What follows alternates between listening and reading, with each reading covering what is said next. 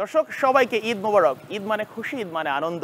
আর DBC news প্রতি ঈদেই চেষ্টা করে আপনাদের সেই আনন্দকে আরো কয়েক গুণে বাড়িয়ে দিতে।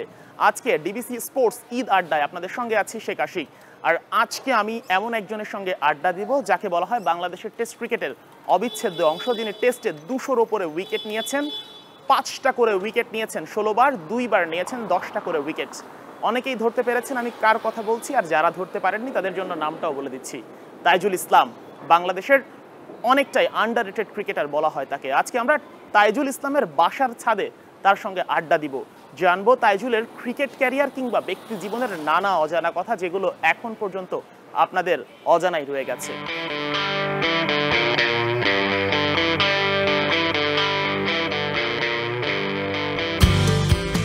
ডিবিসি স্পোর্টসের ঈদ স্পেশাল আড্ডায় আপনাদেরকে আরও একবার স্বাগত জানাচ্ছি শেখ আশিক। আর আমার সঙ্গে আছেন বাংলাদেশের টেস্ট ক্রিকেটের অপরিহার্য অংশ, বাংলাদেশের অন্যতম সেরা বোলার তাইজুল ইসলাম। তাইজুল ভাই, আপনাকে ঈদ মোবারক। ঈদ মোবারক। কেমন আছেন? আলহামদুলিল্লাহ ভালো। ভাই, ঈদ আড্ডায় আমরা অংশ নিয়েছি। আমরা আজকে আপনার কাছ থেকে এমন কিছু কথা জানবো আপনার জীবনের, আপনার ক্রিকেটীয় জীবন এবং ব্যক্তি জীবনের, যেগুলো হয়তো দর্শকরা আগে জানতে পারেনি। তো আমরা শুরুতে একটু ক্রিকেট নিয়ে আলাপ করি এবং ক্রিকেটের ঈদ, যখন ক্রিকেটের স্বার্থে দেশের বাইরে থাকতে হয়, ঈদ করতে হয় পরিবার ছেড়ে, তখন আসলে কতটা খারাপ লাগে? মানে এটা খারাপ লাগে, মানে একটা আমার ফ্যামিলি যেমন একটা ইমোশনের জায়গা, আমার ক্রিকেটটা আরেকটা ইমোশনের জায়গা। তো দুইটা মিলে আসলে ফ্যামিলিকে ছাড়া খারাপ লাগে, বাট আমার ওইখানেও একটা ফ্যামিলি আছে যেখানে আমি রিপ্রেজেন্ট করি। তো তাদের সাথেও আমার অনেক দিন ধরেই উঠা বসা চলা, আমার কলিগ। তো ওইটা আলাদা অনুভূতি। ফ্যামিলির সাথে ঈদ কাটানোটা একটা অনুভূতি, আর ন্যাশনাল টিমের সাথে ঈদ কাটানোটা আরেকটা অনুভূতি। ওই সময়ের মজাটা আসলে কেমন হয় যখন ধরেন যে ক্যারিবীয় অঞ্চলে ঈদ করতেছেন, কিংবা হচ্ছে একেবারে মুসলিম প্রধান দেশ না, ওই সব জায়গায় যখন ঈদ করেন, ওই সময়ের ফিলিংসটা কেমন? আসলে আসলে কালচারটা আলাদা, আমাদের দেশের কালচার আর ওই দেশগুলোর কালচারটা আলাদা থাকে। তো আমরা ওইখানে যেহেতু কালচারটা ওরকম, আমরা নিজেরাই মজা করি। এর আগেও দেখছেন যখন আমরা জিম্বাবুয়েতে আমরা থাকছি, ঈদ করছি, সেখানে রিয়াদ ভাই নামাজ পড়াইছি ঈদের। তো তারপরে আমরা কোলাকুলি করছি, বা ঈদের যেগুলো খাওয়া দাওয়া থাকে আমরা সেগুলো ব্যবস্থা করছি টিম ম্যানেজমেন্ট থেকে। তো সব কিছু মিলে আর কি আমাদের মজা হয়, ওইখানেও বেশ মজাটাই আমরা করি। ভাবি কখনো এগুলোর জন্য মানে দুঃখ প্রকাশ করছে যে আপনি ঈদের সময় দেশের বাইরে আছেন, বুঝে প্রফেশন, তারপরেও তো ফ্যামিলি সব কিছুর উঠবে, মানে ভাবি কখনো আবদার করছে যে না এবার কি কোনো সম্ভব কিনা? না, এরকম কখনো আবদার করে নাই ভাই। আলহামদুলিল্লাহ আমার ফ্যামিলি থেকে আমি সবসময় সাপোর্ট পাই, বিকজ আমার ফ্যামিলিকে আমি যেরকম ভালোবাসি, আমার ফ্যামিলি জানে যে আমি ক্রিকেটটা কতখানি ভালোবাসি। তো ফ্যামিলি থেকে কোনো দিনই আমার ক্রিকেট সম্পর্কে কোনো বাধা বা বিভক্তি এমন কোনো কিছু আসে না। আসলে ছোটবেলায় তো ঈদ করেছেন গ্রামে, এখনো মাঝে মাঝে মনে হয় ঈদে যাওয়া হয় গ্রামে। তো ছোটবেলার তাইজুল যখন গ্রামে ছিলেন একেবারে সাদামাটা একজন, কিন্তু এখন যখন যান একেবারে ভিন্ন একজন ন্যাশনাল স্টার। মানে গ্রামে যখন ঈদ করতে যান কিংবা অন্য প্রয়োজনে যান, তখন আসলে অন্যদের রিয়াকশনটা কেমন থাকে যারা আপনার গ্রামের, আপনার প্রতিবেশী? না, আসলে আমি এখনও ছোটোবেলায় গ্রামে যে বিহেভটা ছিল আমার এখনও ওইটাই আছে, বিকজ আমার বাসা নাটোরে, আমার হোম ডিস্ট্রিক্ট নাটোর। তো আমার নাটোরে ফ্রেন্ড সার্কেল আছে বা যারাই আছে, আমি ছোটোবেলায় যেভাবে চলাফেরা করতাম আমি নাটোরে গেলে এখনও ওইভাবেই চলাফেরা করি, এবং আমি যে বিহেভটা ছিল ওই সময় আমার এখনও ওই বিহেভটা আছে। আলহামদুলিল্লাহ যে আমার অন্য কোনো কিছু আসলে সমস্যা হয় না, যে এখন আমি খেলতেছি আমার ক্যামেরার পর্দায় দেখাইতেছে, এই জন্য নাটোরে গেলে যে আমার এটা মেনটেন করতে হবে ওইটা মেনটেন করতে হবে, এমনটা কিছু না। আমি জাস্ট নর্মাল জীবনযাপন। তাজুল, আপনি তো 5টা করে উইকেট পেয়েছেন, অর্থাৎ 5 আমরা যেটাকে বলি, 16 বার, আর 2 বার আছে 10টা করে উইকেট। এই যে এত অর্জন টেস্ট ক্রিকেটে, আপনার 200+ উইকেট এবং অসাধারণ, মানে বাংলাদেশ যখন টেস্ট স্কোয়াড ঘোষণা করা হয়, কয়েকজন ব্যক্তি আছেন যেমন মুমিনুল হক, আপনি, মানে তাদেরকে দরকারি টেস্ট ক্রিকেটে। তো আপনার কাছে আসলে কি মনে হয়, তাইজুল ইসলাম কি শুধুই টেস্ট ক্রিকেটের জন্য? না, এটা তো আমি কখনো মনে করি না, বা এটা কারা মনে করে এটা আমি সঠিক জানিও না। বাট আমি যখন ক্রিকেট খেলা শুরু করছি তখন সব ফরম্যাটই খেলছি, আপনি বিপিএল থেকে শুরু করে ওয়ানডে ক্রিকেট বলেন, বা এখন টেস্ট খেলতেছি, বাংলাদেশ টিমে আমি ওয়ানডেও খেলছি। তো তো আমি কখনো নিজেকে মনে করি না শুধু আমি টেস্টের জন্য তৈরি হয়েছি বা আমি শুধু টেস্ট খেলবো। আসলে আমার ফোকাসটা সব দিকেই থাকে। আপনি আসলে কখন আসলে বুঝতে পারলেন যে আপনি টেস্ট ক্রিকেটার হয়ে গেছেন? না, আমি তো এটা কখনোই এটা বোঝা না বোঝা না, আসলে এটা আপনাকে টিম কোন ক্ষেত্রে যাচ্ছে এটা হচ্ছে ইম্পর্টেন্ট। আমাকে যদি মনে করে যে ওয়ান ডে খেলাবে, আমি সেভাবেই খেলবো, মানে রিপ্রেজেন্ট সেভাবে। আমি এখন টেস্ট খেলতেছি তাই বলে যে ওয়ান ডেতে যখন আমাকে নিবে আমি যে খেলবো না বা আমি যে পারবো না, বিষয়টা এরকম না।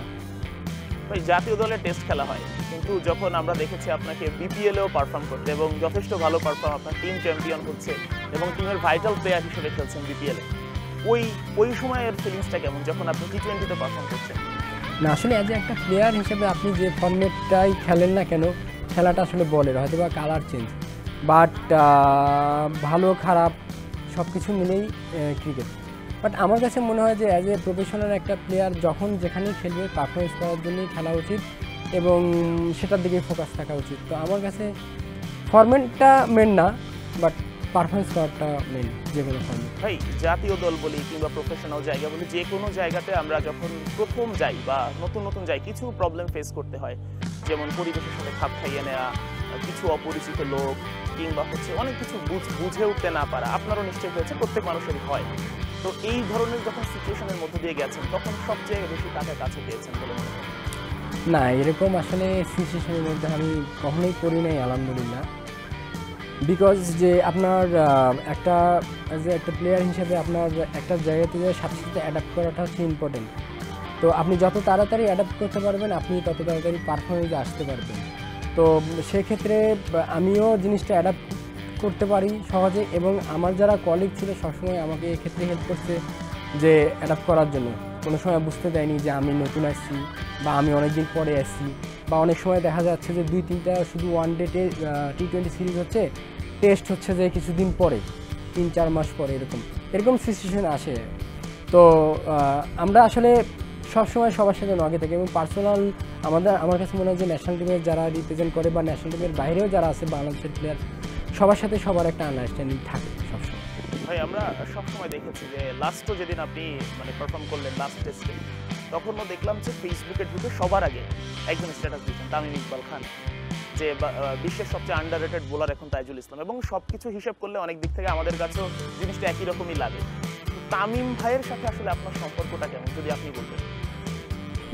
ভাইয়ের সাথে সম্পর্ক আসলে আপনারা হয়তো বা দেখবেনই যে ভালো, আলহামদুলিল্লাহ ভালো সম্পর্ক। বিকজ আমি যখন হয়তো বা আপনি যে কিছু একটা কথা বললেন যে কেমনভাবে নেয় বা মানে প্লেয়াররা যখন যায় কেমনভাবে নেয়, সবাই ভালোভাবেই নেয়।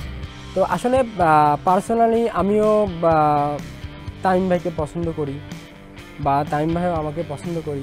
আস্তে আস্তে একটা যে রিলেশনশিপ থাকে ওটা বন্ডিং হয়ে গেছে আর কি। যে আমি অনেক আমার কাছে মনে হয় যে ওনার অনেক ভালো নলেজ আছে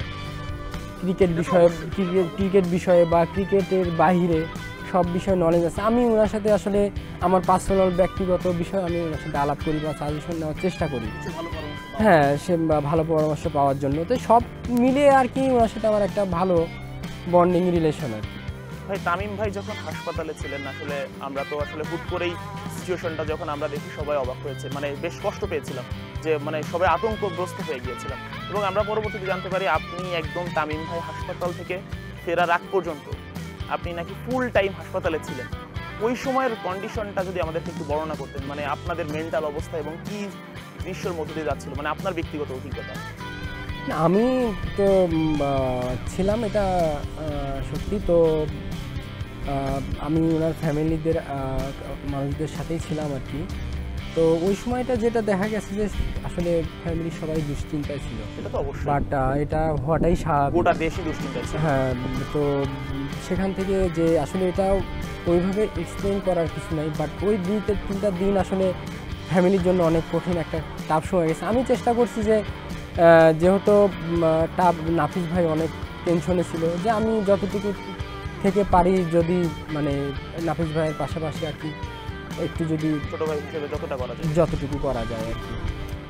বাবা তাইজুল, মানে আপনি তো এতক্ষণ মানে ক্রিকেটার তাইজুলের সাথে আমি আলোচনা করলাম, বাবা হিসেবে তাইজুল ইসলাম কেমন, এবং মানে সন্তান এবং সন্তানের মায়েরা মানে বাবা তাইজুল, অর্থাৎ আমরা এতক্ষণ ক্রিকেটার তাইজুলের সাথে কথা বলছিলাম, বাট আপনার তো দুটো সন্তান আছে, বাবা হিসেবে তাইজুল ইসলাম কেমন এবং সন্তানদের কাছ থেকে ফিডব্যাকটা কেমন? না আসলে ফিডব্যাকটা ভালো পাই, বাট আপনার একটা জিনিস কি যে আমি যখন ছোট ছিলাম আমি দেখছি যে আমার বাবা মা আমাকে কেমন করে লালন পালন করছে, বা আমি যখন মাঠে খেলছি আমার আব্বু যে বসে থাকছে। তো আসলে আমার কাছে মনে হয় এখন এসে আমার অতটা সময় হয় না আমার প্রফেশনের কারণে, যে যতটুকু সময় দেওয়ার দরকার আমার ফ্যামিলিকে, আমার সন্তানদেরকে, আমার কাছে মনে হয় অতটুকু দিতে পারি। বাট তারপরেও আলহামদুলিল্লাহ যে আমি যখন বাসায় আসি আমার সন্তানরা দৌড়ায় আমার কাছে আসে, বা আমি যতটুকু সময় বাসায় থাকি তারা আমার কাছে থাকার চেষ্টা করে, এবং আমি যখন বাইরে যাওয়ার জন্য মুভমেন্ট করি তারা অনেক মন খারাপও করে আর কি, আমার পিছ ধরে আর কি যে যাবো আজকে যাওয়ার দরকার নাই। হ্যাঁ এমন হয় যে তুমি যাও না, আসলে থাকে এগুলো থাকে আর কি। তো আমি যে বাবা হিসেবে আমি বলতে পারি যে হয়তো আমি তাদেরকে এনাফ সময় দিতে পারি না। তো আসলে আমার ওয়াইফের কাছ থেকে যতটুকু মানে আমার চাহিদা ছিল তার থেকে আসলে বেশি সে করে। তাইজুল ভাই, বাবা তাইজুলের কথা অনেক শুনছিলাম, তো আসলে আঙ্কেল আন্টির কাছ থেকে কতটুকু সাপোর্ট পেয়েছেন এটা একটু জানতে চাই। আপনার বাবা মা যারা আছেন ছোটবেলায় ক্রিকেটার হয়ে ওঠার জন্য কতটুকু সাপোর্ট পেয়েছেন তাদের কাছ থেকে? আসলে ছোট থেকে আমি আসলে ক্রিকেটের প্রতি অনেক দুর্বল ছিলাম, তো এটা আমার আব্বু আম্মু বুঝতে পারছিল। তো সেখান থেকে আমি যখন প্র্যাকটিস শুরু করছি বা এর মধ্যে অনেক স্ট্রাগলও গেছে, তো আমাকে কখনোই বলে না যে তুমি এটা ছেড়ে দাও। ইভেন আমি যখন আন্ডার 13 খেলার পর যখন আমার একটা সময় ছিল যে আমি রাজশাহীতে যাওয়া আসা করে প্র্যাকটিস করতাম, নাটক থেকে রাজশাহী কত ঘন্টা রাস্তা? 1-1.5 ঘন্টা লাগতো। তো তখন ওই সময়টাও যে ফ্যামিলির থেকে যে সাপোর্টটা আমি কোনো সময় না শুনি নাই, তাদের কষ্ট করে হলেও এটা আমার জন্য প্রেম। তাহলে তো আপনি খুব ভাগ্যবান, কারণ এখনকার বাবা মারা হয়তো বা খেলাধুলার ক্ষেত্রে সন্তানদেরকে আগায় মাঠে নিয়েছে, কিন্তু ওই 80s বা 90s এর পরবর্তীতে ওই টাইমটা তো গার্জিয়ানরা এতটা সহ্য করতে চাইতো না। না ওই সময়টা দেখছি আমি যে হয়তোবা পড়াশোনার জন্য বেশি প্রেশার দিত বা ফ্যামিলির অবস্থা একটু হলে দেখা যাচ্ছে কাজে কর্মে লাগায়। তো সেদিক থেকে যে আলহামদুলিল্লাহ যে আমার ওই জিনিসটা ফেস করতে হয় নাই যে আমি আমার অন্য প্রফেশনে যাইতে হবে। তো ওই সময়টা আসলে আমার আব্বা আম্মা অনেক সাপোর্ট দিছে, আলহামদুলিল্লাহ। দর্শক, ডিবিসির ঈদ আড্ডায় নিচ্ছে একটা বিরতির সাথেই থাকুন। স্বাগত আরও একবার ডিবিসির ঈদ আড্ডায়। আমাদের সঙ্গে আছেন বাংলাদেশের স্পিনার তাইজুল ইসলাম। তাইজুল ভাইয়ের সঙ্গে আমরা কথা বলছিলাম তার ব্যক্তি জীবন নিয়ে, ক্রিকেট জীবন নিয়ে। ক্রিকেট জীবনে আরেকটু ফিরতে চাই তাইজুল ভাই। ক্রিকেট তো অনেক খেলেছেন, অনেক ম্যাচ উইনিং পারফরমেন্স করেছেন, অনেকবার 5 উইকেট নিয়েছেন, 16 বার 10 উইকেট নিয়েছেন 2 বার। তো তাইজুল ভাই, এর মধ্যে আমি যদি বলি সবচেয়ে আপনার ক্যারিয়ারের সেরা মোমেন্ট কোনটা ছিল মাঠে? আসলে সেরা মোমেন্ট আমি ওইভাবে কোনো সময় আলাদা করতে চাই না। হ্যাঁ থাকে, ওরকম থাকে যে অনেক বড় বড় ব্যাটসম্যানকে আউট করলে হয়তো বা একটু ভালো লাগাটা বেশি লাগে, বাট অ্যাজ এ আমি রিপ্রেজেন্ট করি বাংলাদেশ টিমকে। সেটা হচ্ছে যে আপনি যখন অস্ট্রেলিয়াকেও হারাবেন, ঠিক আছে বড় টিম, বাট জেতার অনুভূতি আলাদা। বাট আপনি যখন একটা ছোট টিমের সাথে খেলবেন, সেটাও হচ্ছে আমি বাংলাদেশ টিমকে রিপ্রেজেন্ট করতেছি। তো ওটাও আমার কাছে একই অনুভূতি, বিকজ দিন শেষে আমরা জিততেছি, আমরা একটা দেশকে হারাইতেছি। তো এই দিক থেকে যে আমি বলবো যে আমার বাংলাদেশ টিমের যেটা ভালো, ওটা আমার সবসময় সব বিষয়ে আনন্দ দেয়। সেটা যেমন তারপরেও থাকে না যে এমন কিছু মুহূর্ত, যেমন এই ম্যাচটা হাত থেকে বের হয়ে যাচ্ছিল, একটা ম্যাচে ধরেন যে আপনি 5 উইকেট নিচ্ছেন বা 10 উইকেট নিচ্ছেন, কিন্তু ম্যাচের শুরু থেকে আপনার কন্ট্রোল ছিল বা আপনার দলের কন্ট্রোল ছিল, কিন্তু এমন থাকে না যে মনে হচ্ছে যে ম্যাচটা বের হয়ে যাবে, কিন্তু সেই ম্যাচটা হুট করে জিতে আনলেন? এই ধরনের কোনো মোমেন্টস মনে পড়ে? আছে, এরকম তো অনেক ম্যাচ আছে যে দেখা যায় যে আমাদের 50-50 একটা সময় যে জিতবো কি জিতবো না। তো ওগুলোতে আবার ইমোশনটা কাজ করে আলাদাভাবে, যে এফোর্ট বলেন বা সব দিক দিয়ে আর কি। এরকম আমরা লাস্ট যখন নিউজিল্যান্ডের সাথে সিলেটে জিতছি, ভালো লাগছে ওই ম্যাচটা জিতে। বা এরকম আরও অনেক ম্যাচ আছে যেগুলো আমরা জিতছি, ভালো লাগছে। অস্ট্রেলিয়ার সাথে, ইংল্যান্ডের সাথে আমাদের দেশে মাটিতে ছিল। তো এইগুলো আর কি কিছু ম্যাচ আছে। আমরা যেন 100 টেস্ট ম্যাচ জিতছি, খুব ভালো লাগছে। হ্যাঁ, ও তো কিছু ম্যাচ আছে যেগুলো আলাদা অনুভূতি দেয় আর কি। সুজল ভাই, আপনার নামের সাথে আরও একটা জিনিস জড়িয়ে আছে, আপনার হচ্ছে বোলার টাইপের, কিন্তু যখন টেস্টে বিশেষ করে বিকালবেলা 2-3টা উইকেট পড়ে যায় হুট করে, তখন আপনাকে নামিয়ে দেওয়া হয়, বলা হয় নাইট ওয়াচম্যান তাইজুল। এটা আসলে মানে এই দায়িত্বটা আসলে কিভাবে পালন করেন বা কেমন লাগে আসলে? না আসলে এটা হচ্ছে যে একটা পরীক্ষিত জায়গা মানে যে টিম ম্যানেজমেন্ট আসলে কাকে হচ্ছে যে আপনার ট্রাস্ট করতেছে, তো সেই ক্ষেত্রে হয়তো বা আমার উপর তাদের ট্রাস্টটা বেশি থাকে, এই জন্য আমাকে না হয়তো বা দেখা যাচ্ছে আমি যখন 2-3টা উইকেট পড়ে যায় আসলে ওই টাইমটা আসলে খুবই একটা ব্যাড টাইম, খুবই আসলে সবাই আসলে হতাশ হয়ে যায় টেস্ট ক্রিকেটের। তো আসলে আমাকে হয়তো ভরসা করে, ওই জন্য আমাকে ভাই যেন উইকেটটা হয়তো বা আজকে না পড়ে। তো আলহামদুলিল্লাহ অনেক সময় এটা আমি সাকসেস হয়েছি, সে জায়গা থেকেই আর কি যে টিম ম্যানেজমেন্টও চাই যে আমি যাই আর কি, হয়তো আমি আল্লাহর মধ্যে হ্যান্ডেল করতে পারবো জিনিসটা। তৈজুল ভাই, কি যখন ক্রিকেট শুরু করেন শুরুতেই কি আপনি মানে বোলার হবেন এই ধরনেরই প্ল্যান ছিল নাকি অলরাউন্ডার বা ব্যাটসম্যান হবে? অনেকে দেখা যায় যে হতে চাইছে ব্যাটসম্যান, পরবর্তীতে হয়ে গেছে বোলার, এমন অনেকেই আছে। আপনারটা কি মানে কেমন? না একটা সময় ছিল আসলে যে সময় আমি ব্যাটিংটাও অনেক ভালো পারতাম, আসলে সব কিছু একটা চর্চার বিষয়। আমি যখন আন্ডার 15, 17 এগুলো খেলছি, আমি ব্যাটসম্যান হিসাবেও খেলছি বোথ সাইড আর কি। তো আমি যখন 19-এ আসলাম তখন আমাকে বলার হিসেবেই পিক করা হলো। তো ওইখান থেকে শুরু করে দেখা যাচ্ছে যে আমি বোলিংয়ের উপর বেশি চর্চা থাকার কারণে আস্তে আস্তে ব্যাটিংটা আসলে আমার মানে নিচের দিকে চলে যায় আর কি সামহাও। তো আসলে দুই দিক দিয়ে মেনটেন করা আমার পক্ষে ডিফিকাল্ট হয়ে গেছে। তো আসলে আপনি যখন একটা জিনিস শুরু করবেন, স্টার্টটাই যদি আপনার কাছে ভালো হয় আসলে ওই কনফিডেন্সটা আপনি অনেক দিন আসলে নিয়ে থাকতে পারবেন। বা তারপরে সিরিজটা আমাদের আবার জিম্বাবুয়ের সাইড ছিল, আমরা ওইটাও আমরা আলহামদুলিল্লাহ ভালো করছিলাম। আমি মেবি ওইটাতে আমি man of the match series হয়েছিলাম। তো আসলে এই জিনিসগুলো যে শুরুতেই যখন আপনার জীবনে আসবে তারপরে ওইটা আসলে অনুপ্রেরণা হয়ে কাজ করে আর কি, যে আপনি যতদিন খেলবেন। আমরা অনেক সময় দেখি এবং নিজেরও আফসোস করি যে ধরেন যে বিপক্ষ দলের উইকেট পড়ছে না টেস্টে, ধরেন 3টা বা 4টা উইকেট পড়ছে, 4টা 3টা বা অনেক সময় 4টাই তাইজুল ইসলামের, তখন আমাদের কাছে আক্ষেপ হয় তাইজুল এতগুলো উইকেট পেলো, আর 2-1 জন যদি আর 2-1টা উইকেট পেতো তাহলে মনে হয় আমরা আগায় যেতাম। আপনার কাছে কি এখন কখনো এমন মনে হয়েছে যে আমি 4টা-5টা উইকেট নিয়ে ফেলছি, আমার 2-1টা শুধু যদি আরো 2-1টা উইকেট পেতো জিনিসটা আমাদের জন্য ভালো হতো? না আসলে ক্রিকেটটা কি যে বিশেষ করে টেস্ট ক্রিকেটে দেখবেন আপনি যে পার্টনারশিপ হবে, ব্যাটসম্যানের পার্টনারশিপ করবে, আর উইকেটের সিচুয়েশনে একরকম থাকবে না। হয়তো অনেক সময় এরকম হয়েছে যে আমি উইকেট পাইছি, অন্যরা উইকেট পাইলে হয়তো টিমের জন্য ভালো হইতো, বাট পার্টনারশিপও হবে। এরকমও আবার অনেক হয়েছে যে আমি উইকেট পাই নাই, আরেকজন উইকেট পাইছে। তো সব কিছু মিলেই ক্রিকেট আর কি। তো আমার কাছে যেটা মনে হয় যে এরকম সিচুয়েশন অনেক আসবে বা হয়ে গেছে বিগত দিনে। আসলে এটা আসলে আমি বললাম না যে এটা আসলে টিম পারফরমেন্সের দিকে চলে যায় আসলে বিষয়টা। বাট আমার কাছে মনে হয় যে লাস্ট পর্যন্ত কি হচ্ছে এটা হচ্ছে দেখাটা ইম্পর্টেন্ট। আপনি একটা খেলাতে কখনো উইকেট খারাপ থাকবে, কখনো ভালো থাকবে, বা অনেক সময় নতুন বল থাকে, পুরানো বল থাকে, সব মিলেই আর কি। তো সিচুয়েশন আসলে ডিমান্ড করবে যে আমি কোন সিচুয়েশনে কোনটা করবো।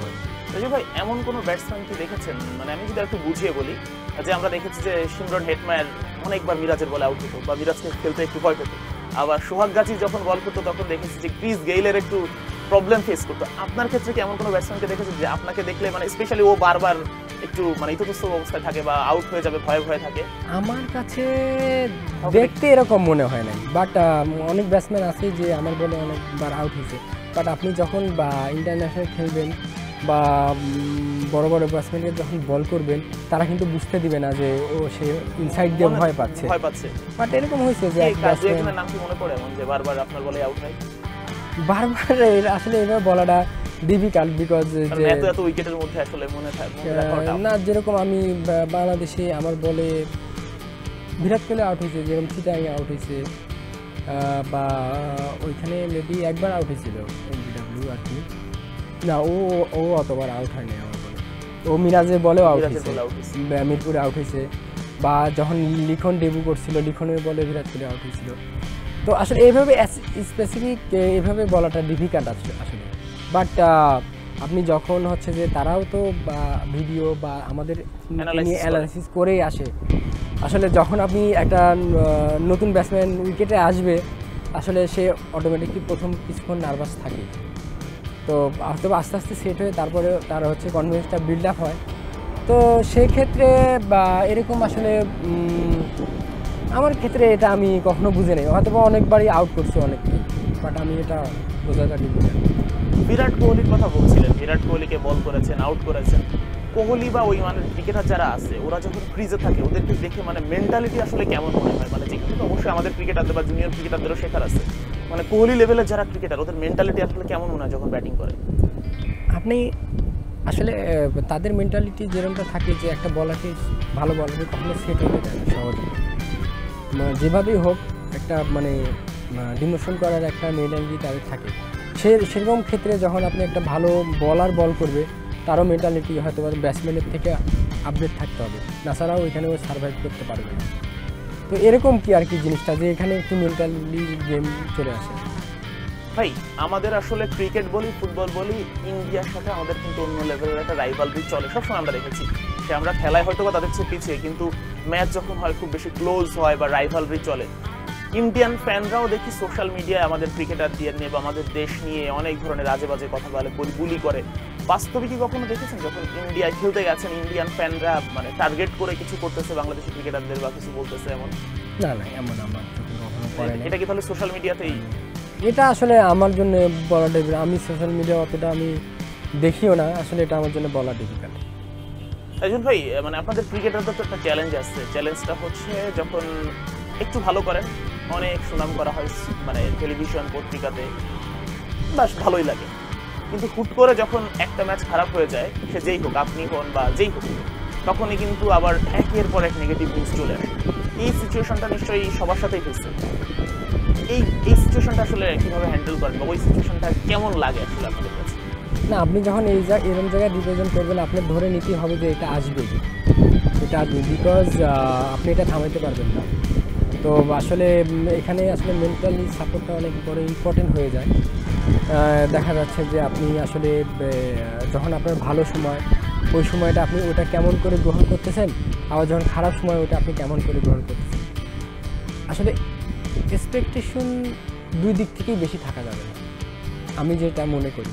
আমি জাস্ট যে আমার নর্মাল প্রসেসে থাকি, আমি খেলবো, ভালো করার চেষ্টা করব, না হইতে পারে, না হলে সমালোচনা আসবে। এটা এই জন্য আমার কাছে মনে হয় সোশ্যাল মিডিয়াটা অ্যাভয়েড করা ভালো। তাইজুল ভাইয়ের সাথে ক্রিকেট ক্যারিয়ারে কথা বলছিলাম, আমরা আরও একটা ব্রেক নিব, তারপরে লাস্ট পার্টে বিস্তারিত আরও অনেক বিষয় জানবো। দর্শক ডিবিসির ঈদ আড্ডায় নিচ্ছে একটা বিরতির সাথেই থাকুন। দর্শক ডিবিসি ঈদ আড্ডায় স্বাগত জানাচ্ছি আরও একবার, সঙ্গে আছি শেখ আশিক আর আমার সঙ্গে আছেন আমাদের তাইজুল ইসলাম স্পিনার। তাইজুল ভাই আপনার অনেক কিছু নিয়ে আমরা আসলে কথা বলছিলাম। ক্রিকেটার তাইজুল, ক্রিকেট আসলে আপনাকে অনেক কিছু দিয়েছে, যশ দিয়েছে, খ্যাতি দিয়েছে, সম্মান দিয়েছে, আপনিও বাংলাদেশের ক্রিকেটকে অনেক কিছু দিয়েছেন। তো ক্রিকেটকে নিশ্চয়ই আপনার আরও দেয়ার আছে।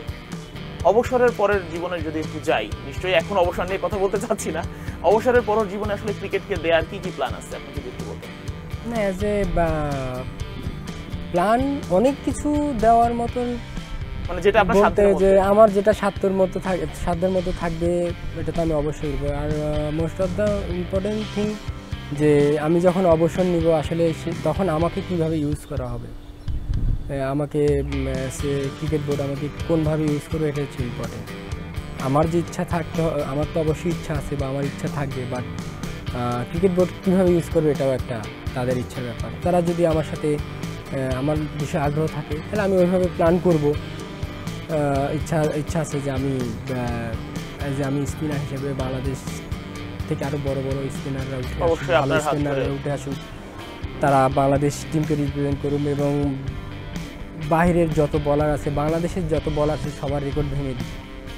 ডে বাই ডে এরকমটাই হতে থাকে। আমার ইচ্ছাটা হচ্ছে এটাই, যেন কোনো কিছু আটকে না থাকে যে আমি তাইজুল 400 উইকেট পাইছে ক্যারিয়ার শেষে, 400টাই হচ্ছে যে থেকে যাক, আর কেউ না পাক, এরকম যেন না হয়। 400টা পাইছে তাইজুল, আরেকজন এসে ব্রেক করুক, ওটা 500টা নিক, আর তারপরে যে আসবে 600টা নিক। তো আমার ইচ্ছা এরকম যে এরপরেই যারা আসবে তারা যেন ওই মেন্টালিটি এবং ওই মন মানসিকতা এবং ওই ডিটারমিনেশন নিয়ে আসে যে আমি হচ্ছে সেরাদের থেকে সেরা হব। ভাই অনেকে প্ল্যান থাকে যে এটা তো ধরেন বিসিবির কথা বললেন যে বিসিবি আপনাকে কিভাবে ইউজ করে। অনেক ক্রিকেটার আমরা শেন ওয়াটসনকে দেখেছি, অনেকেই দেখেছি যে হচ্ছে নিজের এলাকায় একাডেমি করে। আপনার নিজের এলাকায় এই ধরনের কোনো প্ল্যান আছে কিনা ভবিষ্যতে? অবশ্যই, তো এটা তো থাকেই, বাট আমার নিজের এলাকায় আমি একাডেমি করতে পারবো কিনা এটা তো আসলে বলাটা ডিফিকাল্ট, বিকজ একটা একাডেমি করতে গেলে অনেক ব্যয়বহুলের একটা ব্যাপার আছে। একটা শুধু একাডেমি যে পূর্ণাঙ্গ ফ্যাসিলিটিস, হ্যাঁ আমি করতে পারবো, যতমত হয়তো বা করা যেতে পারে, কিন্তু একটা একাডেমি যে পূর্ণাঙ্গ ফ্যাসিলিটিস এটা আমার পক্ষে বহন করা আসলে ডিফিকাল্ট হইতেও পারে। তো সেক্ষেত্রে যদি আমার সাথে কেউ আসতে চায় যে তারা সব স্ট্রাকচার করে দিবে, অবশ্য ওয়েলকাম। এবং অ্যাজ এ আমার বাসা নাটোরের হিসাবে আমি সবসময়, আমি নাটোরের একটা সন্তান হিসাবে যে আমি সবসময় নাটোর যে ডিএসএ আছে, আমি সর্বপ্রথম আমাকে যদি সুযোগ দেয়, ওইখানে যদি মতামত দেওয়ার সুযোগ হয়, সেটাকে আগে ডেভেলপ করার চেষ্টা করব। আমি যদি একাডেমিক হিসেবে যাই সেটা হবে আমার পার্সোনাল, আর আমি যদি ডিএসএ কেন্দ্রিক যাই সেখানে হবে আমার প্রাতিষ্ঠানিক একটা জায়গা, যে গোটা নাটোর তো একটা থানা, নাটোরে এরকম আরও 7টা থানা আছে, যে 7টা থানাকেও আমি ফোকাস দিতে পারবো। নাটোর থেকে একটা যে পূর্ণাঙ্গ একটা কমিটি নিয়ে, পূর্ণাঙ্গ একটা মানে ছেলে পেলে নিয়ে আরও 2-4টা প্লেয়ার যেন ন্যাশনাল টিমে খেলতে পারে, আমি সেই দিকে ফোকাস দেবো। নট অনলি যে শুধু আমার এলাকা মানে একদম নিজের লোকালিটি, ওটা আমি চাই না, কখনোই চাই না। আমি চাই যে আমার নাটোর, পুরো নাটোর কেমনে ভালো হবে, আমার পুরো ডিভিশনটা কেমনে ভালো হবে, তারপর তো আমার দেশ আছে। আলটিমেটলি তো আপনি দেশের হয়ে খেলেন, দেশের প্রতিনিধিত্ব করেন। ভাই, অনেকের থাকে যে অনেকের সাথে একটু ভালো সম্পর্ক, তামিম ভাইয়ের কথা আমরা জানি, আর 2-1জন টিমমেটের কথা বলবেন যাদের সাথে একটু বেশি আড্ডা দেওয়া হয়, বেশি খুনসুটি করা হয়? সম্পর্ক তো সবার সাথেই ভালো। হ্যাঁ, সম্পর্ক তো আসলে সবার সাথেই ভালো, আলহামদুলিল্লাহ। যে এটা যেন আমি যতদিন আমি খেলবো এটা আমি বজায় রাখতে পারি। এছাড়া আমি মুশফিক ভাই আমার একটা লাইক ইট পারসন, আমি মুশফিক ভাইয়ের সাথে অনেক সময় কাটাইছি, এবং বিগত দিনে যে মুশফিক ভাই, কিন্তু মুশফিক ভাইয়ের আন্ডারে আমি ক্যাপ্টেন্সির আন্ডারে আমি খেলেছি। আসলে মুশফিক ভাইয়ের ক্যাপ্টেন্সির দক্ষতা অনেক বেশি, উনি অনেক ইন্টেলিজেন্ট, টিমকে নিয়ে অনেক চিন্তা করে, বা টিমের ভালো হবে কী করে সে অনেক মানে ভাবে এটা নিয়ে আর কি। তো আপনি সবার সাথেই তো ভালো সম্পর্ক, এছাড়া আপনারা তো জানেন যে তামিম ভাইয়ের সাথে আমার ভালো সম্পর্ক, এছাড়া মুশফিক ভাইয়ের সাথেও ভালো সম্পর্ক, ওভারঅল যে সবার সাথে একটা ভালো রিলেশন আছে। জুনিয়র ক্রিকেটার যারা আছে আপনার, মানে এখন যারা আসতেছে পাইপলাইনে, আর এখন তো মানে সিনিয়র ব্যাচ যাদের কথা বলছিলেন তারা অলমোস্ট চলে গেছে, আপনারাই এখন সিনিয়র, তো আপনার যারা জুনিয়র আছে তাদের জন্য কি পরামর্শ থাকে, বা কিভাবে তাদেরকে উৎসাহিত করেন, বা কিভাবে তাদের ভুলগুলো ধরিয়ে দেন যদি বলতেন? এটা আসলে একটা হচ্ছে যে আপনি যত বেশি ন্যাশনাল টিমে খেলবেন আপনার অভিজ্ঞতা তত বেশি হবে। আমি যখন অ্যাজ এ পার্সোনালি আমি যখন ড্রেসিং রুমে ঢুকি, কে আমার জুনিয়র বা কে আমার সিনিয়র এটা আমি দেখি না মানে সিনিয়রদেরকে অবশ্যই সম্মান করবো, ছোটদেরকে স্নেহ করবো, বাট ওইখানে কি সবাই আমরা এক টিমের জন্য রিপ্রেজেন্ট করতেছি, ওইখানে আসলে সবাই বন্ধুর মতন, সবার সাথে ইয়ার্কি ফাজলামি, সবার সাথে আড্ডা, এই জিনিসগুলো। আর যেটা বললেন যে খেলার বিষয়ে বুস্ট আপ করা, এটা হচ্ছে যে আমি যতটুকু যে জানি বা যতটুকু আমি খেলছি, যে টিমের কি হতে পারে, কোন সিচুয়েশনে কি আসতে পারে, বা কোন আমার স্পিনার যারা থাকে তাদের সাথে আমি ডিসকাস করি, এগুলো যেটা আমি জানি আর কি, ওটা নিয়ে আমি ডিসকাস করতে থাকি বা হেল্প করার চেষ্টা করি। ভাই, আপনাকে আমরা চিনি জানি অনেক মানে নরম, ভদ্র এবং ঠান্ডা। ড্রেসিং রুমের কথা বলছিলেন, ড্রেসিং রুমে 2-1জনের নাম কি বলবেন যারা অনেক বেশি মাতিয়ে রাখে ড্রেসিং রুমকে? থাকে তো, এরকম থাকে আসলে, এটা যাদের কারণে ড্রেসিং রুমটা আরো বেশি উজ্জীবিত লাগে, যার আরো বেশি মানে ফ্যামিলি লাগে। এটা একটা ক্যারেক্টার আসলে আর কি, যে একজনের ক্যারেক্টার এক এক রকম। বাট আমার কাছে মনে হয় যে ড্রেসিং রুমে সবাই যখন থাকে, 2জন 1জনকে নিয়ে সবাই আর কি ঠাট্টা করে, যাদের কারণে ড্রেসিং রুমের আনন্দটা আরো বেড়ে যায়, এরকম 2-1জনের নাম যদি বলতেন। এরকম মিরাজ, হ্যাঁ মিরাজ ফাজলামি করে সবার সাথে, আমিও সবার সাথে মানে মজা টজা করি, করি, বা আমার সাথেও অনেকেই মজা করে। এরকম আরও 2-1জন আছে যারা মজা করে, আসে মুশফিক ভাই মজা করে, তামিম ভাইও মজা করতো উনি যখন ছিলেন, সাকিব ভাই যখন ছিলেন সাকিব ভাই সবার সাথে মজা করতো। আসলে বাহিরে অনেক কিছু দেখা যায় না, বা দেখা যায় আবার বাহিরে অনেক কিছু দেখা যায় না, বাহিরে মানুষ অনেকভাবে অনেক কিছু সমালোচনা করে। আসলে ড্রেসিং রুমের ভিতরের দৃশ্যটা আসলে আলাদা, আমরা অনেক ফ্রেন্ডলি এবং আমরা অনেক সবার সাথেই অনেকভাবে অনেক ধরনের ইয়ার্কি ফাজলামি করি, বা আমাদের আসলে বন্ডিংটা ওই তো ভাইয়ের মতন আর কি, এটা ফ্যামিলি। ক্রিকেটের বাইরে আপনার প্রিয় খেলা কি এবং প্রিয় খেলোয়াড়কে যদি একটু বলতেন? ক্রিকেটের বাহিরে আসলে আপনি তো ক্রিকেটার, আমি আসলে দেখেন, আমি প্রিয় খেলা বলতে যে ফুটবলই বলতে পারেন, বিকজ আমরাও চাই যে আমাদের এখন অনেক ভালো ভালো প্লেয়ার আছে আমাদের ফুটবল টিমে, বা বিগত দিনে অনেক ভালো ভালো প্লেয়ার ছিল, যখন দেখছি আমরা যে তারা অনেক ভালো খেলছে, রিপ্রেজেন্ট করছে। আমরা অনেক ছোটো ছিলাম ওই সময়, এখনও দেখতেছি কিছু কিছু প্লেয়ার আসতেছে আমাদের, যেরকম বাইরের আমাদের প্রবাসী ভাইরা যারা বাইরে থাকে তারা অনেক স্কিলফুল মনে হচ্ছে, আবার আমাদের দেশে যারা আছে তারাও অনেক স্কিলফুল। তো সবাই মিলেমিশে যদি আমাদের ফুটবলটাকে একটা স্ট্রাকচারে দাঁড় করানো যায়, তো আমার কাছে মনে হয় এটা আমাদের দেশের জন্য অনেক বড় পাওয়া হবে। আর প্রিয় ফুটবলার কি আপনার? ফুটবল যেহেতু ক্রিকেটের বাইরে দেখতেন বা দেখেছেন, আগে দেখেছেন, প্রিয় ফুটবলার যদি জানতে চাই। প্রিয় ফুটবলার আসলে ভাই আমার কাছে অনেকজন, যদি আমি স্পেসিফিক যে আর দেখবেন যে ওয়ার্ল্ড ক্লাসে যারা আছে তারা অনেকজনই ভালো ফুটবল খেলে থাকেন, যেরকম মেসি তো আছে, রোনালদো আছে। আমার রোনালদিনিও খুব ভালো লাগতো, ওই সময় আমি যখন খেলা দেখছি, উনি যখন বার্সেলোনাকে রিপ্রেজেন্ট করছে, উনি একটা সময় যে আস্তে আস্তে টিমটা গুছাইছে এবং ওই বার্সেলোনা ওই টিমটা নিয়ে কিন্তু সে অনেক দিন হচ্ছে যে সবাই নিয়ে খেলছে। একসময় মেসি এসে হচ্ছে যে হাল ধরছে ওইটার, বাট স্ট্রাকচার কিন্তু উনি তৈরি করে দেখছিল। তো ওইখান থেকে আমার একটা ভালো লাগা কাজ করে আর কি। হ্যাঁ, আচ্ছা ভাই, আসলে আপনারা তো ক্রিকেটের বাইরে নিজেরাও মাঝে মাঝে প্র্যাকটিসে ফুটবল খেলেন। আপনার ন্যাশনাল টিমের মধ্যে ফুটবল ভালো খেলে কে? ন্যাশনাল টিমের মধ্যে ফুটবল ভালো খেলে মুশফিক ভাই ভালো খেলে, সাকিব ভাইও দারুণ ফুটবল খেলে। এছাড়া জুনিয়রদের মধ্যে মানে বলতে পারেন সবাই এভারেজে মোটামুটি সবাই ভালো খেলে, কিন্তু দুই একজন আছে একবারে জঘন্য খেলে। বাট আমার খেলাটা কেউ রেট করে না, বুঝছেন? আমি সবাই জানে আমি বাজে খেলি, আমি এভারেজ মানে আমি হয় কি স্ট্রাইকে খেলি, তো গোল মিস করি প্রচুর, এই জন্য আমাদের সবাই চেয়ে আর কি। আচ্ছা ভাই, ফুটবল ক্রিকেট নিয়ে অনেক কথা হলো, তো আসলে আপনারা যখন খেলেন ক্রিকেট যখন ওয়ার্ল্ড কাপ খেলতে যান এবং ওয়ার্ল্ড কাপের একটা ম্যাচে যখন আপনারা নামে দল, বা কিংবা ওয়ার্ল্ড কাপের বাইরেও যদি আসে যে কোনো একটা সিরিজ, ওই যে ম্যাচে নামার আগ মুহূর্তের ইয়াটা কেমন থাকে, মোমেন্টটা কেমন থাকে আপনাদের মধ্যে, বিশেষ করে বড় বড় দলের সাথে যখন খেলা হয়? ভাই এটা একটা এক্সাইটিং এর জায়গা, যে আপনি ওটাতে গ্রহণ করতেছেন কী করে, একটা ভালো লাগা অনুভূতি তো থাকে, বাট ভালো লাগাটা কেমন এটা হচ্ছে ইম্পর্টেন্ট। আমার কাছে মনে হয় যে ভালো লাগাটা শুধু যে আমি রিপ্রেজেন্ট করবো এটা না, আমার কাছে মনে হয় যে ভালো লাগবে সাথে সাথে আমি ম্যাচ জেতার জন্যে চেষ্টা করবো, আর আমাদের বাংলাদেশ টিমটা সেটাই করে আর কি।